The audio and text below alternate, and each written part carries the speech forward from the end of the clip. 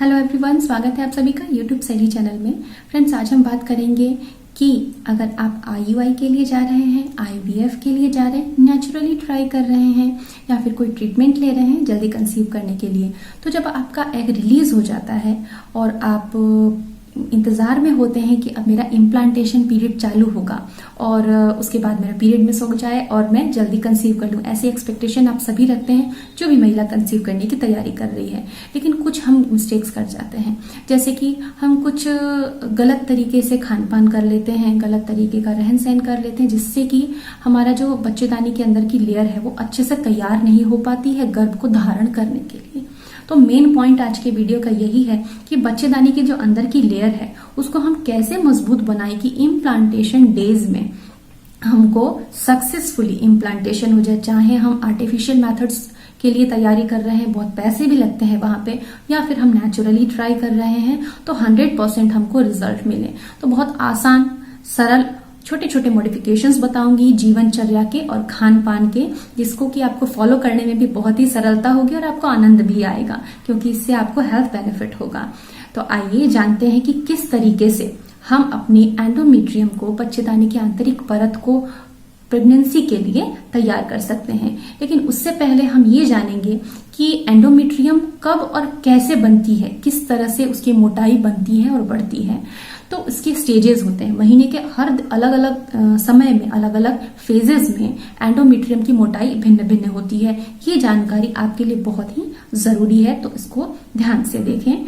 जब एक महिला को पीरियड हो रहे होते हैं तो उस समय एंडोमेट्रियम की, बच्चेदानी के आंतरिक परत की मोटाई जो है 2 से 4 mm तक की होती है।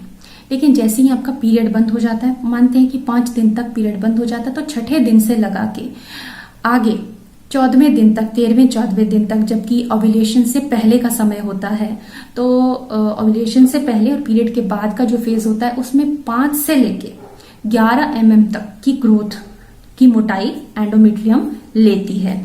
और जैसे आपका ओव्यूलेशन फेज आता है उसमें 14 mm के आसपास मोटाई पहुंच जाती है, और ओव्यूलेशन के बाद अगर आपको इम्प्लांटेशन होता है तो 14 mm से ऊपर 16 mm तक या +2 mm। अगर अर्ली प्रेगनेंसी है तो ऐसी कंडीशन में आपको 16 से 2+ 18 mm के आसपास एंडोमेट्रियम की मोटाई मालूम पड़ेगी। तो ये था एक टेक्निकल एनालिसिस कि एंडोमेट्रियम की थिकनेस किस तरह से बढ़ती है और किस स्टेज में कितनी होती। अब हम जानेंगे कि हम छोटे छोटे बदलाव करके, छोटी छोटी गलतियों को हटा के किस तरह से एंडोमेट्रियम को बढ़ा सकते हैं। तो 4 प्रकार के मैं आपको पदार्थ बताऊंगी, कैटेगराइज किया है मैंने 4 प्रकार में, जो कि साइंटिफिक है। ये जो पदार्थ होते हैं एंडोमेट्रियम को बूस्ट करते हैं बनाने के लिए और उसको मजबूती प्रदान करते हैं, ताकि वो गर्भ को धारण कर पाए और उसका पूरी तरह से पोषण कर पाए, नरिश कर पाए।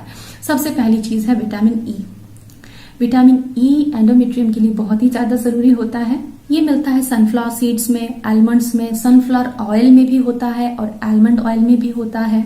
इसके अलावा कुछ खास तरह के फ्रूट हैं जिनमें विटामिन ई प्रचुर मात्रा में होता है, वो है avocado, cranberry, raspberry, blueberries, kiwi. इन सारे फ्रूट्स के अंदर विटामिन ई बहुत अच्छी मात्रा में होता है।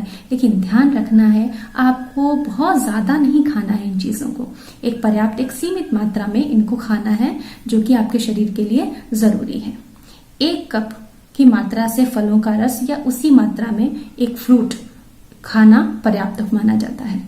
इसके अलावा एक विशेष प्रकार का पदार्थ होता है L-आर्जिनिन। L-आर्जिनिन जो है, जो पैल्विक एरिया होता है, प्रजनन क्षेत्र जो होता है, जो रिप्रोडक्टिव ऑर्गन्स होते हैं, हमारा यूट्रस आदि है, उधर ब्लड के फ्लो को बढ़ाता है। जितना ज्यादा ब्लड का फ्लो बढ़ेगा उतना ही जल्दी एंडोमेट्रियम नरिश होगा, उस तक न्यूट्रिशन पहुंचेगा। तो L-आर्जिनिन के जो फूड सोर्सेज हैं वो इस तरह से हैं। आप इनमें से हर पदार्थ को अलग अलग दिन कंज्यूम कर सकते हैं, लेकिन इंश्योर कर लें कि डेली इनमें से कुछ ना कुछ आप खाएं, जिससे कि L-आर्जिनिन की पर्याप्त मात्रा आपकी बॉडी में बनती रहे। इसके अलावा जो आर्टिफिशियल मेथड्स कर रहे हैं, IUI IVF के लिए ट्राई कर रहे हैं, उनको डॉक्टर सप्लीमेंट्स भी देते हैं, तो आप उन सप्लीमेंट्स के साथ भी इन सारी चीजों को खा सकते हैं। ये आपको एड ऑन देगी, आपको किसी तरह का नुकसान नहीं पहुंचाएगी। L-आर्जिनिन के सोर्सेज हैं पंपकिन सीड्स, सारी तरह की दालें, सोयाबीन्स, सारे डेयरी प्रोडक्ट्स जैसे कि दूध है, दही है, चीज है, पनीर है। इसके अलावा चिकपीस, ये सारे L-आर्जिनिन में रिच होते हैं। अगर आप इनको अच्छे से खाते हैं तो आपको इसकी पर्याप्त मात्रा मिल जाएगी। इसके अलावा N-एसिटिलसिस्टाइन नाम का एक पदार्थ होता है जो कि बहुत सारे खाने की चीजों में अवेलेबल होता है और वो इतनी आसान चीजें हैं जिनको हम डेली रूटीन में खाते हैं, जो कि हाई प्रोटीन, जितने भी हाई प्रोटीन सोर्सेज हैं उन्हीं से हमको प्रोटीन लेना चाहिए। जैसे कि एग है, चिकन है, दालें हैं, दही है, चीज और गार्लिक है। इन सारी चीजों में बहुत अच्छी मात्रा में N-एसिटिलसिस्टाइन होता है जो कि बहुत अच्छे से एंटीऑक्सीडेंट देता है आपकी बॉडी को और जो कि बहुत पावरफुल होता है आपकी एंडोमेट्रियम को नरिश करने में, बनाने में। N-एसिटिलसिस्टाइन सारे हाई प्रोटीन सोर्सेज में होता है। जैसे कि आप अगर अनाजों में बात करें तो क्विनोआ बहुत अच्छा है N-एसिटिलसिस्टाइन के लिए प्लांट सोर्सेज में। इसके अलावा कुछ खास तरह के फ्रूट्स होते हैं, जैसे कि सिट्रस फ्रूट्स हैं, आपका ऑरेंज है, ग्रेप फ्रूट है, लेमन है और अनार है।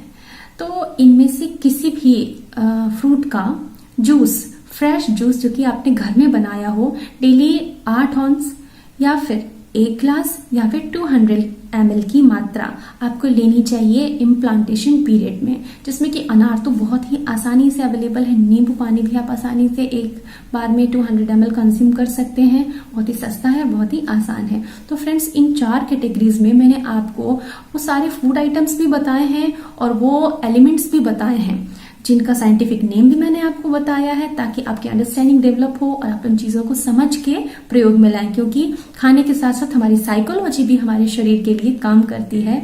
तो इसी तरह बने रहिएगा यूट्यूब सहेली के साथ में। वीडियो अच्छा लगा हो तो अपने परिचितों में, फैमिली मेंबर्स में इसको शेयर भी जरूर करें। जल्दी मिलूंगी एक नए विषय के साथ। अपना ख्याल रखें, खुश रहें, टेक केयर, बाय बाय।